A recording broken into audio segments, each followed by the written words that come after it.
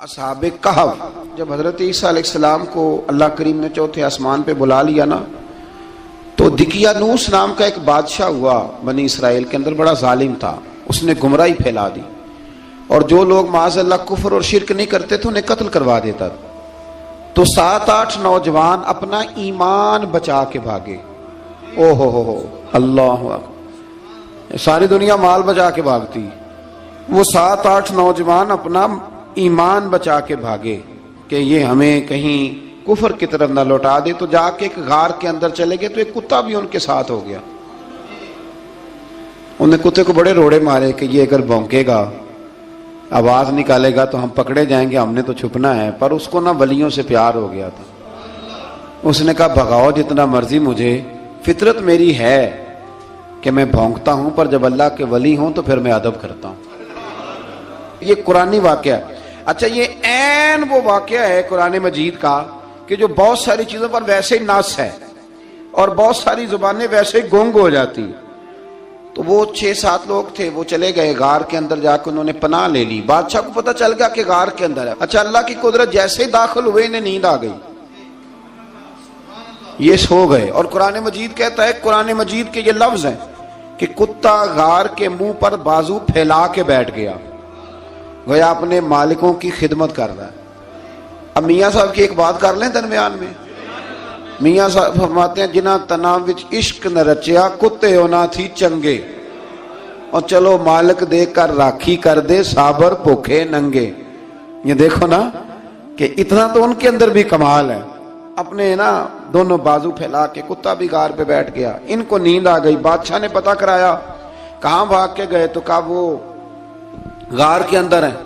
بادشاہ کہنے لگا کہ ان کی سزا یہ ہے کہ ایک دیوار چن دو غار کے منہ میں، غار کو ہی بند کر دو۔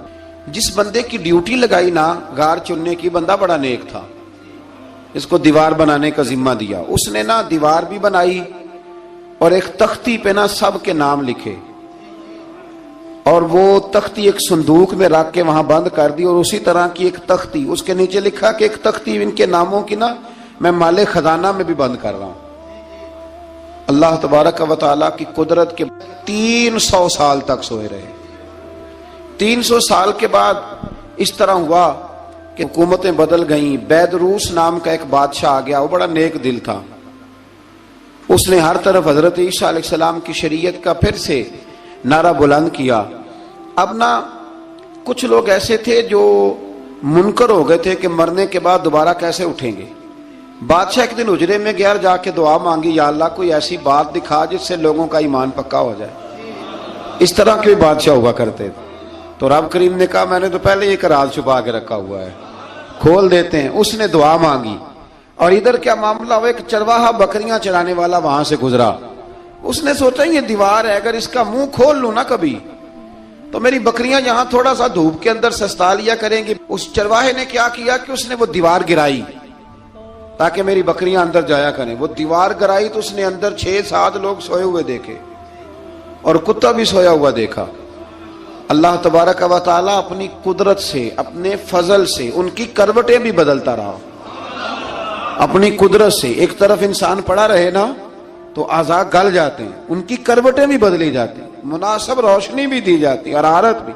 اس نے دیوار گرائی تو ان کی آنکھ کھل گئی، ایک دوسرے سے کہنے لگے آج تو بڑی گہری نیند سوئے ہیں یار، آج تو لمبی نیند پوری کر لی، چلو بھوک بڑی لگی ہے ایک دوست کو بھیجو۔ یہ سارا واقعہ قرآن مجید میں موجود ہے، میں اپنے لفظوں میں بیان کر رہا ہوں۔ جاؤ ایک دوست کو بھیجو بازار سے نا کھانا لے آئے، پیسے وہی 300 سال پرانی کرنسی۔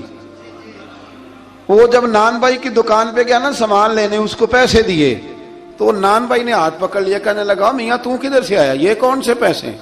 اس نے کہا پیسے کاہے کہ میں بھی سوچ رہا ہوں کہ حالات بدلے ہیں، سارے حضرت عیسیٰ کا کلمہ پڑھ رہے ہیں، ماحول اور ہے۔ اس نے کہا تیرے ہاتھ کوئی خزانہ لگ گیا ہے، یہ تو ہم نام سنتے تھے کہ یہاں کوئی دقیانوس نام کا بادشاہ رہا ہے، کوئی خزانہ، بتا کہاں سے لیے؟ شور ہوا، حاکم شہر تک خبر پہنچی، بادشاہ تک پہنچی۔ اس نے بتایا کہ بھئی ہم تو دقیانوس کے ڈر سے بھاگے ہیں، کل بھاگے ہیں یا آج سویرے، اتنا زیادہ ہمیں پتہ نہیں، کل یا آج سویرے بس نا، اتنا سا ہمیں یاد ہے کہ ہم گئے تھے۔ بہرحال لوگ جمع ہو گئے، اکٹھے ہو گئے، غار تک پہنچے۔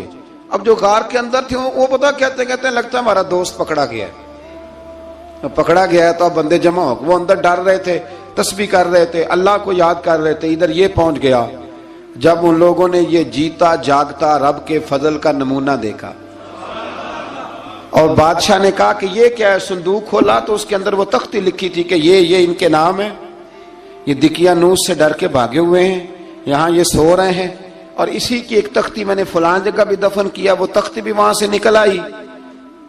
اب سب لوگوں کی آنکھوں میں آنسو آئے اور سب کہنے لگے لا الہ الا اللہ، لا الہ الا اللہ، لا الہ الا اللہ، سب کہنے لگے ان اللہ علی کل شیء قدیر۔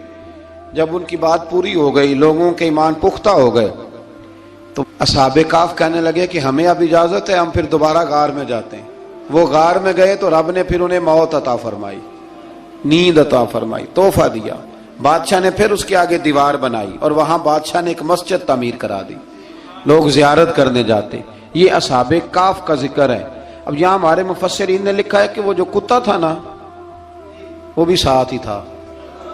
اللہ قیامت والے دن اسے انسانی، یا تو انسانی شکل ملے گی، یا جیسے رب کا فضل ہوگا رب کریم اسے بھی جنت عطا فرمائے گا۔